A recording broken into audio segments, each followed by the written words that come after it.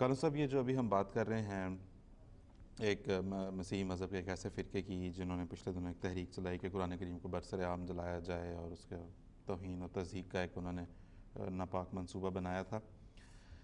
انہوں نے جو میں نے ان کی ویب سائٹ پہ دیکھا ہے، میں ان کو یہاں پہ اس کا ترجمہ میں پیش کرتا ہوں. وہ یہ کہتے ہیں اس کا جواز پیش کرتے ہوئے اس عمل کا، اس اقدام کا، کہ قرآن کو جلانا لوگوں میں شعور پیدا کرنے کی غرض سے ہے. خدا کی مخلوق کو خطرے اور نقصان سے آگاہ کرنا کار خیر ہے، لہٰذا ہم قرآن کو جلا کر کار خیر کر رہے ہوں گے. جس طرح خدا اپنے تمام بندوں سے محبت کرتا ہے، ہم بھی اسی طرح اس کے تمام بندوں سے محبت کرتے ہیں. ہم انہیں اسلام کے جھوٹ کے پلندوں سے نعوذ باللہ نجات دلانا چاہتے ہیں. تو آپ سے میں یہ پوچھنا چاہتا ہوں کہ یہ تو جواز انہوں نے دیا، اب الحمدللہ کہ انہیں ایسا کرنے کا موقع نہیں ملا، لیکن جس طرح کے پروگرام کے آغاز میں بھی بات ہوئی کہ اصل چیز تو وہ نفرت ہے جو اس کے پیچھے موجود ہے. تو آپ ہمیں یہ بتائیں کہ اس کے بالمقابل اسلام کی تعلیم دوسرے مذاہب کے پیشواؤں سے متعلق، دوسرے مذاہب کے صحیفوں سے متعلق اور ان کے تقدس اور ان کے احترام سے متعلق کیا ہے؟ بات یہ ہے کہ وہ پادری صاحب جنہوں نے اس مہم کو چلانے کا عندیہ دیا تھا، جب ان سے میڈیا نے پوچھا کہ کیا آپ نے قرآن پڑھا ہے، تو ان کا جواب یہ تھا کہ میں نے قرآن نہیں پڑھا. جب ان سے ان کا انٹرویو لینے والے نے پوچھا کہ آپ کہتے ہیں کہ مجھے مسلمانوں سے نفرت نہیں مگر میں ان کی کتاب کو جلانا چاہتا ہوں، تو اگر کوئی غیر مسیحی آپ کو کچھ نہ کہے لیکن بائبل کو جلا دے تو کیا آپ کو اچھا لگے گا یا برا لگے گا؟ تو ان کا جواب یہ تھا کہ مجھے برا محسوس ہوگا. جو بات وہ اپنے بارے میں تسلیم کرتے ہیں، جس اصول کو وہ اپنی ذات پہ چسپاں کرنا چاہتے ہیں، اسے دوسروں پہ چسپاں کرنے کو تیار نہیں ہیں. اب دیکھیں اسلام کیا کہتا ہے. اسلام نے تو جیسا کبھی بڑی تفصیل سے گفتگو ہو چکی، دنیا میں یہ اعلان کیا کہ لا اکراہ فی الدین، دین کے معاملے میں کسی انسان پہ کوئی زبردستی نہیں.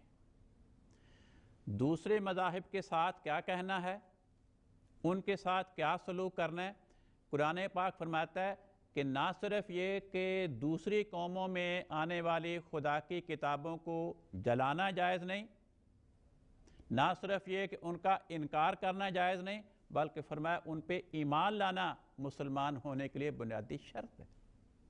فرمایا جب تک تم تمام دنیا کی تمام قوموں میں آنے والے مذہبی صحیفوں کو، ان کی مذہبی مقدس کتابوں کو سچا تسلیم نہیں کرو گے، تم اسلام میں داخل ہونے کا جواز ہی نہیں رکھتے.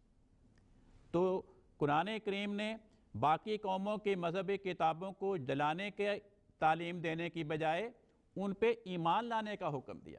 چنانچہ قرآن پاک فرماتا ہے آمن الرسول بما انزل الیہ من ربہ والمؤمنون کلن، کہ یہ رسول جس پہ قرآن اترا اور اس پہ ایمان لانے والے مسلمان، کلن یہ سارے کے سارے افراد آمن باللہ، اللہ پر ایمان لاتے ہیں، وملائکتہ ہی، اللہ تعالیٰ کی کتابوں، اللہ تعالیٰ کے فرشتوں پر ایمان لاتے ہیں.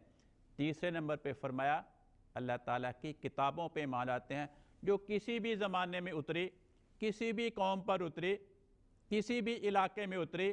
فرمایا اسلام کا رسول اور اس رسول پہ ایمان لانے والے ان تمام کتابوں پہ ایمان لاتے ہیں، ان کے سچائی کا اقرار کرتے ہیں. تو جو مسلمان دیگر مذاہب کی کتابوں پہ ایمان لائے گا، ان کو خدا کی طرف سے اترا ہوا کلام سمجھے گا، وہ ان کو جلانے کا ارتکاب کیسے کر سکتا ہے؟ قرآن کریم نے تو فرمایا کہ جو دوسرے مذاہب کی عبادت گاہیں ہیں ان کی حفاظت کرنا مسلمان کی ذمہ داری ہے. ابھی چند منٹ پہلے میں نے اس کے بارے میں گفتگو کی تھی. تو اسلام تو یہ پیغام دیتا ہے. اور اب اطال مجیب